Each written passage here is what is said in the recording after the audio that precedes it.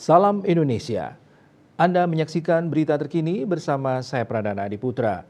Kepolisian masih terus melakukan penyelidikan terkait peristiwa meledaknya salah satu tungku di PT Indonesia Tsingshan Stainless Steel ITSS milik PT Indonesia Morowali Industrial Park IMIP. Pihak kepolisian saat ini telah memeriksa 28 saksi atas kejadian tersebut.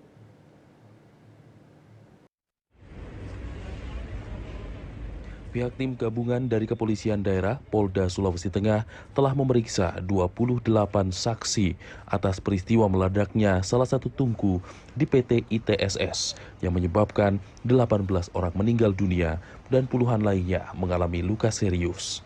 Tim penyidik gabungan yang dibentuk tersebut terdiri dari personel Polda Sulteng, Polres Morowali, Laboratorium Forensik Polda Sulawesi Selatan, dan tim pendukung lain.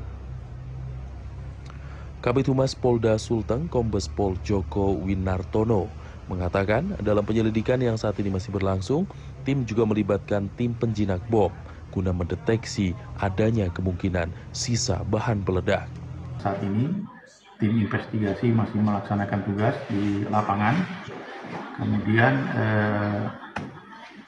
yang lain-lain masih bekerja, baik dari tim DPI, kemudian dari tim dari Inapis yang di backup oleh Puslapor dari Makassar.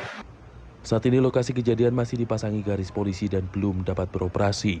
Diketahui tungku milik PT ITSS di kawasan PT IMIP meledak dan mengakibatkan sedikitnya 18 orang meninggal dunia dan puluhan lainnya mengalami luka serius. Dari Palu, Sulawesi Tengah, Rangga Musabar, Kantor Berita Antara, mewartakan. Pemirsa berita terkini bersama Minyak Kapun Ganapati, Usada Bali, Keluarga Sehat. Update terus informasi Anda dengan subscribe dan like YouTube channel Bali TV @newsbalitv. Tetaplah bersama Bali TV.